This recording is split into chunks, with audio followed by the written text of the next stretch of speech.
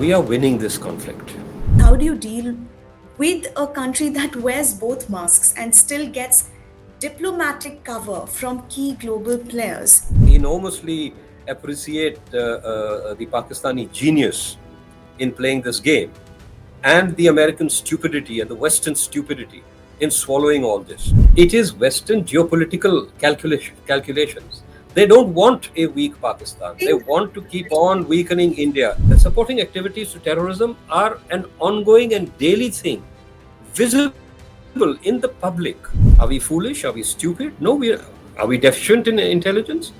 None of the above. The problem is of mandate and capacity. Do you think Pakistan is trying the same tactic as Hamas? I regard these comparisons as foolish, as sensational. They have a very clear long term strategy to bleed India with 1,000 cuts. We must turn it on its head and begin to bleed them with 1,000 cuts. Except those cuts don't have to be terrorism, they don't have to be military attack.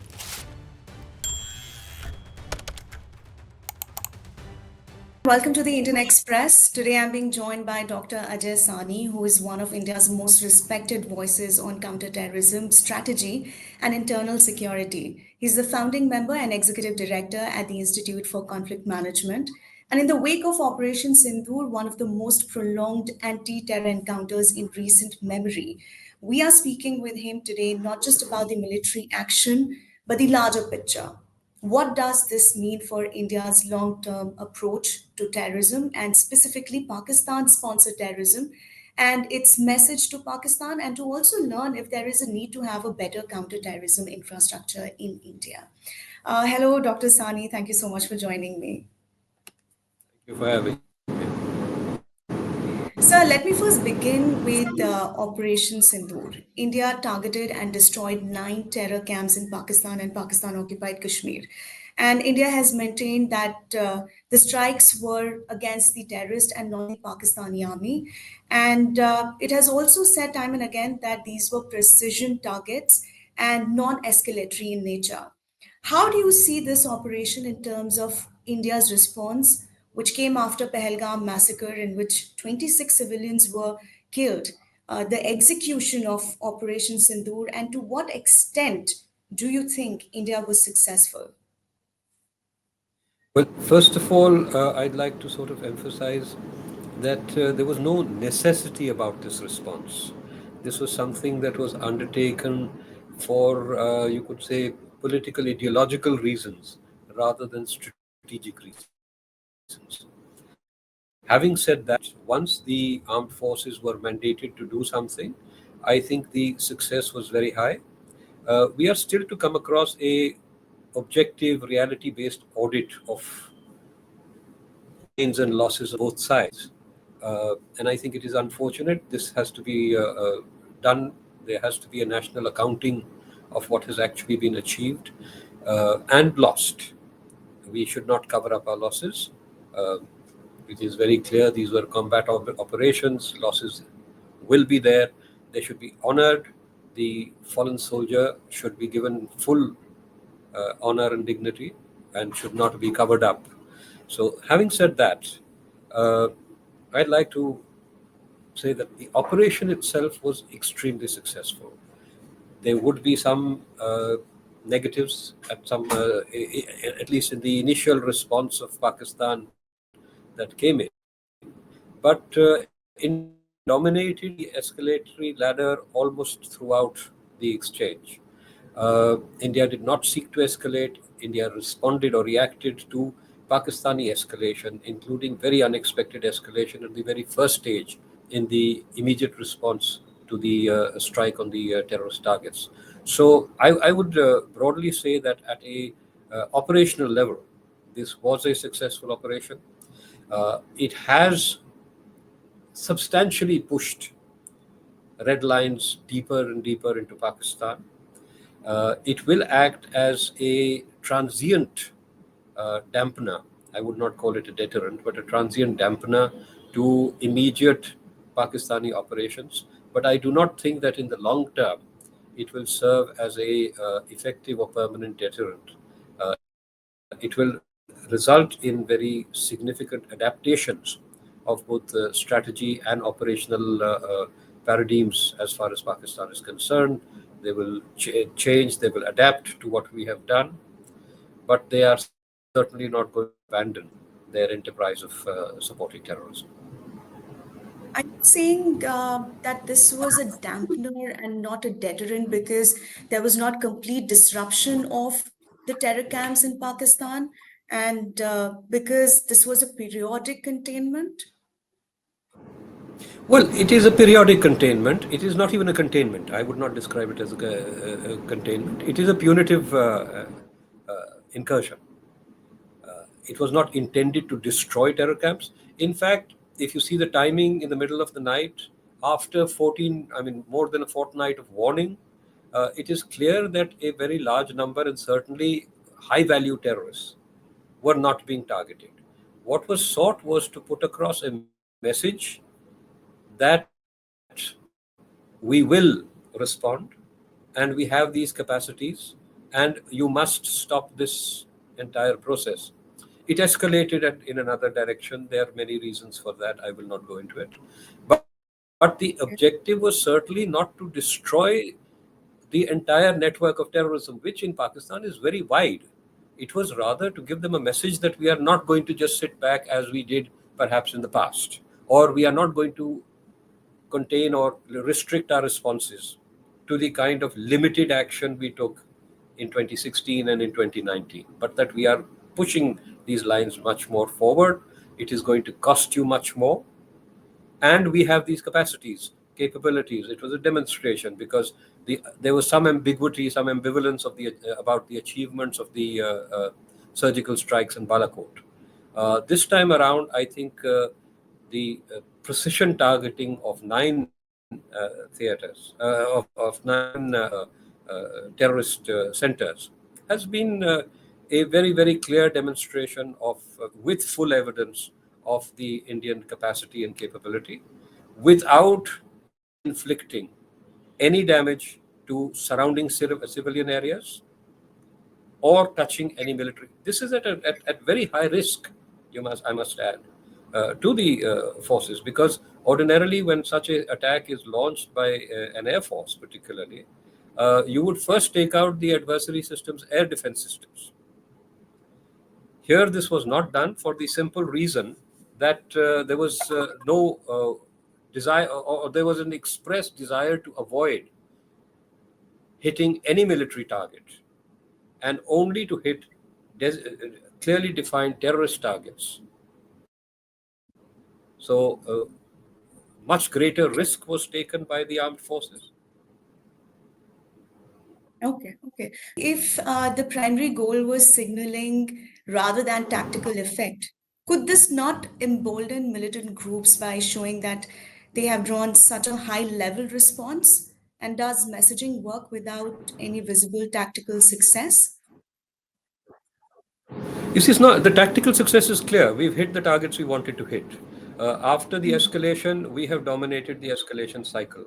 So, as far as Yeah. Pakistan's army and Air Force are concerned, they will find this, uh, I think, has cost them much more than any gain they may have thought they would. Uh, as far as the terrorists are concerned, or the really hardcore of the radicalized elements in the Pakistan army are concerned, their desire is to provoke an all out war, whatever its cost. These are millenarian ideologies. These are ideologies that this is a final confrontation between the believer and the unbeliever. So they want war, and they want a devastating war. If possible, they want a nuclear war.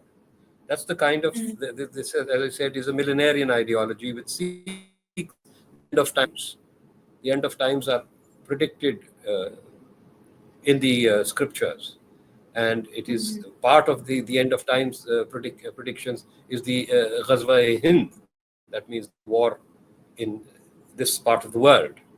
So I would suggest that far from deterring the terrorists themselves and those who are ideologically supporting the terrorist movement, not merely strategically or tactically, but ideologically supporting the terrorist movement, uh, this larger escalation would in fact encourage them to seek an even greater escalation. in the belief that yes, we can finally provoke a war of this scale. This game.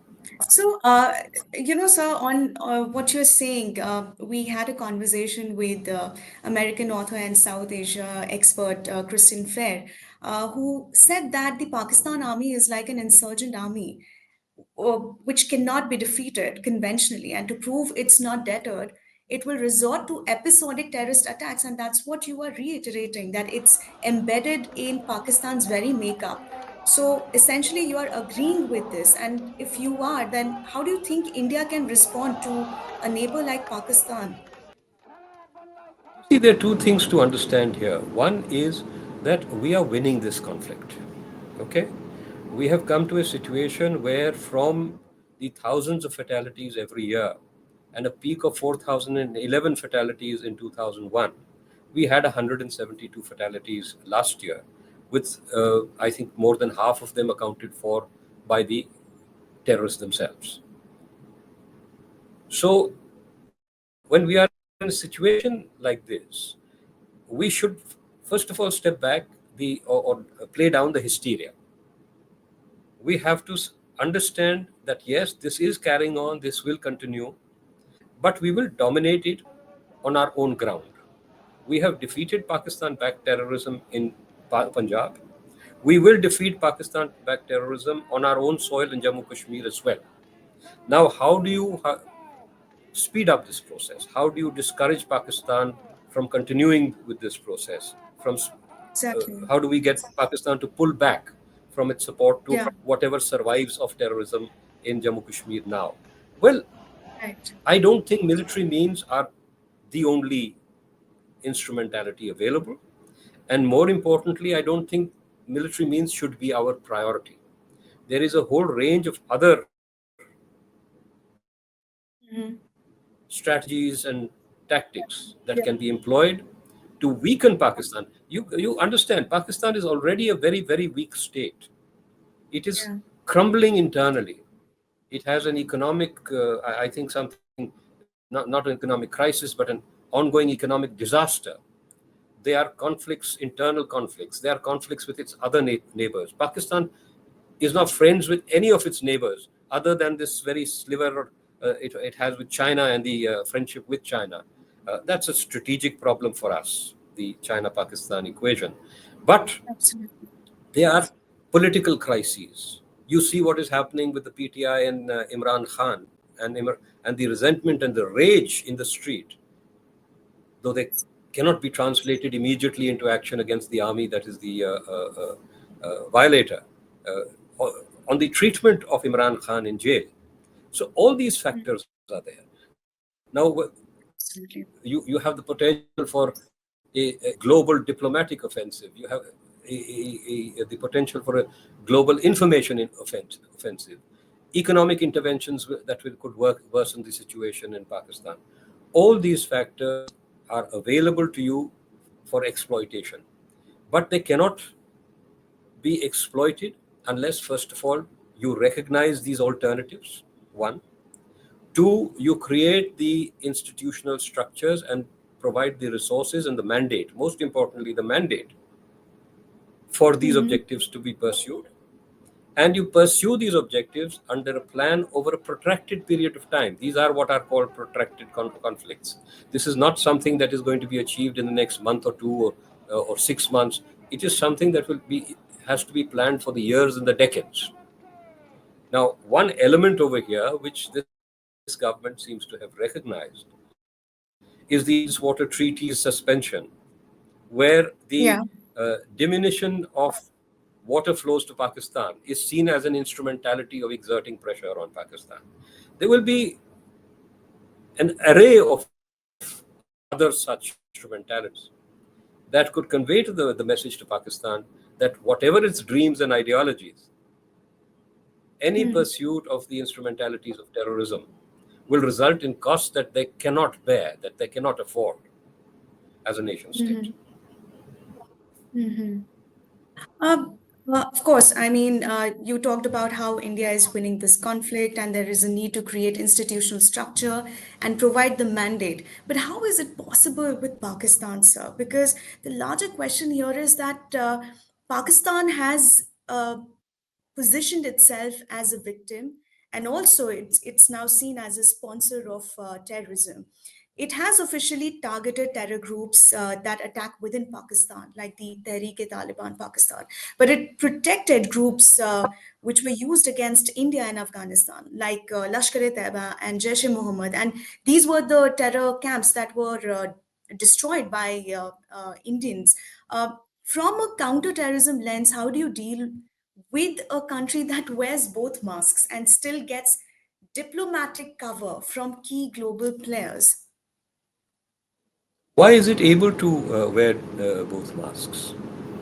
I How? mean, first Yes. of all, I enormously appreciate the Pakistani genius in playing this game, and the American stupidity and the Western stupidity in swallowing all this. But you must understand, it is not merely the Pakistani projection that is winning out.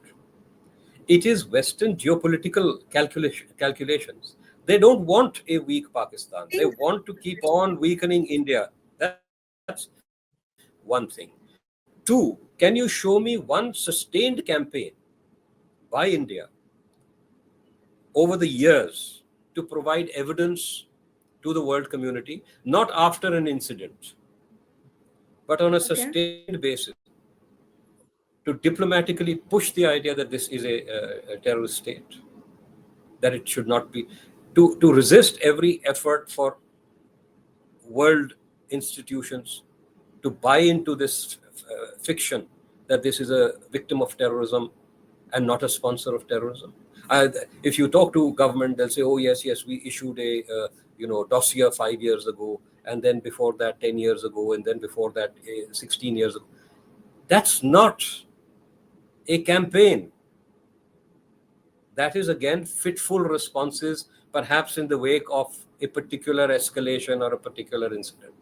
You need a full and continuous campaign of information, not disinformation, not the kind of propaganda and the falsehoods that are being pushed out in social media, in even through the mainstream media in many cases, which actually make nothing credible. Yes. Yes. There is so much falsehood floating around that nobody knows what to Yes. believe. Therefore, the Yeah. falsehoods of the adversary also become credible. So you have got to restore at least some integrity to your claims, in which case you will have to restrict your claims to what can be Okay. So, proven. And we have enormous evidence, but we have to put it together, and we have to put that evidence across in a sustained manner. Terrorist supporting activities to terrorism are an ongoing and daily thing, visible in the public in Pakistan. And the proof of that is with us. There are regular public meetings by globally banned terrorist organizations. You saw a globally designated terrorist at the funeral. attending the funerals with Yes. senior army officials, with the entire array of Yeah. the armies. Now, this will be thrown around as Yeah. a picture once, and then it'll be forgotten, or it'll be treated as a single instance or case. But no, there are daily incidents of this nature, public speeches and meetings addressed by designated terrorist groups soliciting and securing funds. Mm. And despite this, Mm. they get off the FATF grey list. Yes. Why? Because we are Yes. not able to put forward the evidence in organized manner at the right time, at the right nodes. Why don't Mm. we do this? Are we foolish? Are we stupid? No, are we deficient in intelligence? None of the above. The problem is of mandate and capacity. All our Mandated. institutions, both the intelligence institutions and the diplomatic community, are tiny in terms of the requirements of a nation of our size. And nobody has a specific mandate to pursue this single mindedly. You need a separate segment in the Ministry of Foreign Affairs. Perhaps the Americans uh, had created this ambassador for counterterrorism, whose only job was to go across the world and coordinate with other countries. We need something In, like that. You in have an fact, ambassador for correct. counterterrorism. Yeah. Please, you were saying? Correct me if I'm sorry. Yeah. Correct me if I'm wrong. After 9/11, US also created the Homeland Security. Do you think there is a need? Well, yes. Is- No, no, no, not at all. The Department of Homeland Security had to be created in the United States because they had no such institution. We already have the Home Ministry. You see, they had no comparable ministry. And the Home Ministry was one of the models they studied when they set up the Department of Homeland Security. So, in this, we are very much further forward. The problem is, what is the size of the Home Ministry? The problem is, how okay. many officials do you have there, number one, and what is the profile of the officials there? And this has been a recommendation of successive committees and commissions, that you should have a specialized subset of the administrative services of people who are simply restricted to the security services. So you can go from the Home Ministry, the Defense Ministry, or to various departments connected directly with security. But you can't have a fellow who spent his entire life in tourism and finance and whatever, and he suddenly comes to the Ministry of Home Affairs and becomes the in charge of Naxalism or Jammu Kashmir or terrorism at large or counter-terrorism. So you need specialization. This is not the age of the generalist, but we can't get over that. We need to have a specialized institutional structure in the administration, in our diplomatic community, in the Ministry of Foreign Affairs, in the intelligence services, specialized Okay. and adequately manned and resourced. This is the other problem. You may create an institution with 2.5 people in it, and you have to make an assessment of how much manpower and resource is required to fulfill this mandate, and then create that structure. Right. So we also have key agencies like the NIA, which is like the FBI of India, and we have RAW. And even though we received an intel about a possible attack at some tourist places in J&K, possibly in Srinagar near Dal Lake, we couldn't really foresee that there could be an attack in Pahalgam, right? Do you think these agencies are sort of working? Uh, with the kind of expectation that a country should have to counter terrorism. What is the expectation this country has, and has it provided the resources to these agencies to fulfill that mandate? Again, the RNAW is a tiny organization given the size of this country, and the manpower committed to terrorism and counterterrorism is a small fraction of the total manpower. The same holds true of the Intelligence Bureau. The National Investigation Agency is not an intelligence agency; it is an investigative and prosecuting agency. So that is not in their mandate. Two, they received intelligence that there may be an attack on a tourist place. All of Kashmir is a tourist destination. This is not what you call actionable intelligence. This is this, intelligence reports are full of these generalizations. There may be an attack on a political leader. There may be an attack on a prominent personality. There may be an attack in a public place. There may be an attack in a tourist destination. These are all done simply for the reporting officers to create a kind of a cover that if something happens later, they can say that, look, we did this. The point is, how specific was the intelligence? The point is, I mean, there can be an attack on Srinagar at the Dal Lake at any point of time. I don't need an intelligence flow to tell me that. I can sit in Delhi, have no knowledge of what is going on in Jammu and Kashmir, and say this. And I can say this every week in a report. And there will be a certain point of time when this will come true. So please understand, I have seen no evidence of actionable evidence, intelligence having been provided Right. of a imminent terrorist attack, actionable intelligence of an imminent terrorist attack anywhere in and around Pahalgam.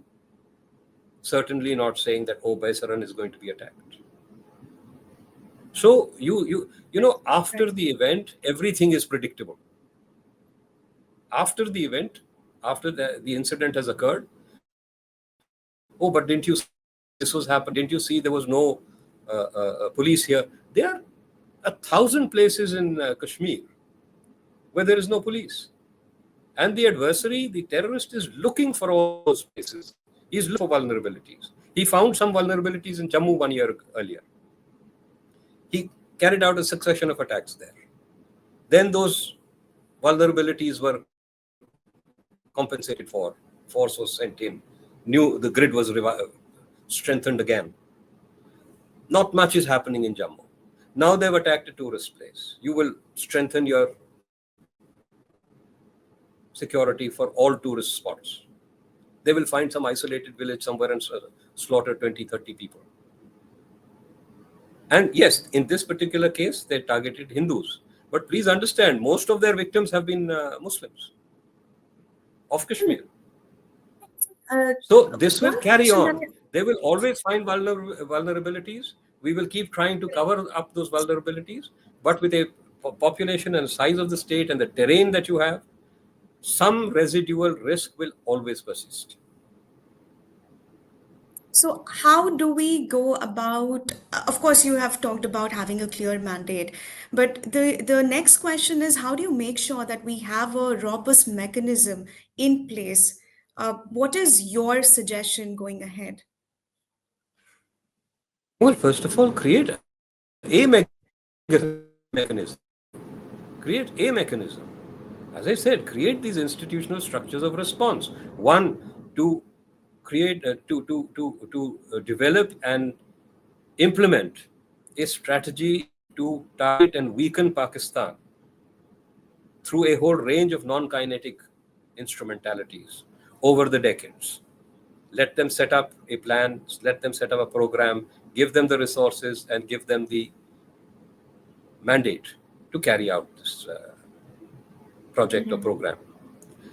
Two, as far as counterterrorism is concerned, first of all, at the security forces level, I think everything is already in place. The grid is strong. It has its weaknesses. It will always have its weakness. You can saturate the entire region with 4 times the force currently there, but there will always be a single person or two people or a suicide bomber who will come and blow himself up and take 20 people with him. You cannot have a zero risk. And that is why I have been very critical of this government's formulation of zero terrorism in Jammu Kashmir. That is a claim that is destined to fail. So you must tailor your expectations to the reality, create these separate institutions for response, not only give them the mandate, but give them the resources. All our institutions are under-resourced and undermanned. All our institutions. So unless you understand that the cost of creating these structures is a fraction of the cost of the disruption that terrorism causes, Okay, you will not okay. be able to address this problem constructively. So, do you think this the Pahalgam attack, because this is being now equated with what happened in Israel. And the kind of infiltration that happened, it was well planned, heavily armed people, and tourists were sort of cornered. Do you think Pakistan is trying the same tactic as Hamas? And did you notice any I tactical regard these differences? I regard these comparisons as foolish, as sensational, as a desire to somehow or the other magnify what has happened. Look at the scale of the slaughters in Israel. Look at the size of Israel as a country and its population as a country. The attack in Israel, if you take it as in proportion to the population there, that was an attack that was several times larger even than the 9/11 attack in the United States. The attack Absolutely. in Pahalgam, Baisaran, was Mhm. relatively small, and there have been many, many attacks before this. Everyone talks nonsense about, oh, Hindus were attacked. The entire movement started with attacks on Hindus. In Yes. 1990, in 1990, nearly 200 Hindus were killed. Not in a single incident, no doubt, but in many single incidents and many incidents of collective slaughter. So there is this desire, and this was, I believe, directed. This whole campaign, oh, this is like Israel, the Hamas attack in Israel. Oh, General Munir is a monster. This is all contrafactual nonsense. Munir will come, Munir will go. Dozens of army chiefs have come before him and carried on the same program. Munir will go, and the next man will carry on the same program. The problem is not Munir. The problem is not Musharraf. The problem is the Pakistan army, the ideology of Pakistan, and the unrelenting hatred that is being fed not only to the army but to the population against India. So unless again and again and again, I would like to emphasize, our security assessments and our counterterrorism responses must be reality based. They must not be ideology based, and they must not be based on the hysteria of public opinion, which hysteria is itself being created by the leadership. Don't tell me that this was such an extraordinary incident that all of India spontaneously came out into the street demanding that we go to war with Pakistan. That campaign was orchestrated. And you can see that on this, what they call the Godi media, the screaming, the shouting, the same thematics, the same language. General Munir's rant. There was no rant. Please go and listen to that speech. If you have already listened to it, Yeah. listen to it again and ask yourself, is this man ranting, or is he just saying what everyone in Pakistan has always said? This is our jugular vein. This is the core issue. I am a great patriot. Pakistan is a great country. We have a future. We have a culture. We are a civilization. This is what Munir said. Every nationalist leader in every country says precisely this. But it was translated into this theme and projected through hundreds of social media channels, almost all the uh, Yes, conventional yes. media. Yeah. So you have to understand what is being done, and you must understand that these distortions, these falsehoods will come back and bite you, because armed Groups, they conflict often is feed never off. perfectly predictable. Sorry? Yes, yes. Yeah, I was saying that terrorists, they often feed off spectacle and martyrdom, like the kind of media coverage and social media coverage that we saw after Asim Munir's speech that he gave out. It plays into the psychological warfare tactics also. And probably India and Pakistan both should reconsider how it communicates these, public speeches and encounters to the public. So let me also ask you another question before we close it. You have said that covert action works only when it's part of a broader vision, and you have clearly um, said in our conversation that there is a need for a mandate. If you had to draft say a 3-year roadmap, or say just a 1-year roadmap for India's counter-terror policy, what would be your top three or top two priorities? I would not go into any kind of detail, but I would simply say we must have a long term strategy using all instrumentalities of state power. The paradigm of what is called protracted or unrestricted warfare is very well known to those who are in the security system. All the instrumentalities that can be used are very clearly listed. All you have to do is study the adversary and see where you can intervene. The most important thing is that we must not be diverted by spectacle, and we must not be fitful in our responses. We can't do something that is so dramatic that, oh, we've done Operation Sindoor, now Pakistan is finished. Or in the covert areas, oh, we have now threatened them that we will not give them water, now Pakistan is finished. No, this is not a one time one input operation. This is not an operation. This is a campaign. This is a sustained strategy which must be implemented over the years and the decades. That is how we will win. Otherwise, we will keep fighting this for the next half a century. We have already been fighting Pakistani terrorism for more than almost a half a century, if we include the Punjab campaigns as well.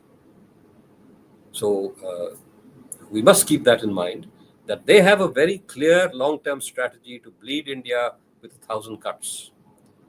We must turn it on its head and begin to bleed them with 1,000 cuts. Except those cuts don't have to be terrorism. They don't have to be military attacks, operations. They can be extremely disruptive, devastating, non-military interventions. My last question to you. Along with the counter-terror attacks that India has done, there are some human rights violations also that we have seen from Pakistan's side. They have attacked civilians in Poonch, and there has been, I think, 9 casualties so far that we know about, and 5 soldiers have also martyred. Uh, how can we make sure that the human rights violation doesn't occur while we are carrying out the counter-terror attack? No, I don't regard this as a human rights violation as such. If you are going to have artillery exchanges across the line of control and the international border, and there are civilians in those areas, they are not cleared, that is the responsibility of respective states. That if there is a military exchange, those areas need to be have the civilian populations removed from there. You cannot be firing at them and they're firing at us, whoever initiated it, and then say, oh, but you're killing my civilians. You cannot say, oh, civilians were killed in Muridke and Bahawalpur. If you have civilians sitting inside a terrorist facility and they are killed, this is not a human rights violation. It is a terrible and unfortunate thing. We do not want to kill women and children. But if women and children are being kept in a place where terrorism is being operated and organized from, the problem would have been that if we had actually gone in there and bombed civilian areas which had nothing to do with terrorism, that's a human rights violation. But if you have terrorism in a particular area, they keep saying, oh, a mosque has been destroyed. This is a terrible violation. A mosque was destroyed inside Bahawalpur, inside the terrorist facility. It was a mosque that was used by the terrorists. So these distinctions need to be made. And there is a very, very well-known distinction between collateral damage and targeted killing of civilians. In this case, none of the operations on either side can be described as targeted killing of civilians. The exchange of fire, the artillery fire along the line of control, has been ongoing for decades with interregnums of ceasefire in between. At one point of time, there used to be thousands of such exchanges every single day. And civilians would die then, civilians die now. This is something the respective governments of the respective states, both the states, need to accommodate and create facilities for these civilians to move into areas that are more secure and to see that civilian lives are not lost. These are not human rights violations in any legal sense of the word by the adversary. Okay, sir. Okay. Okay.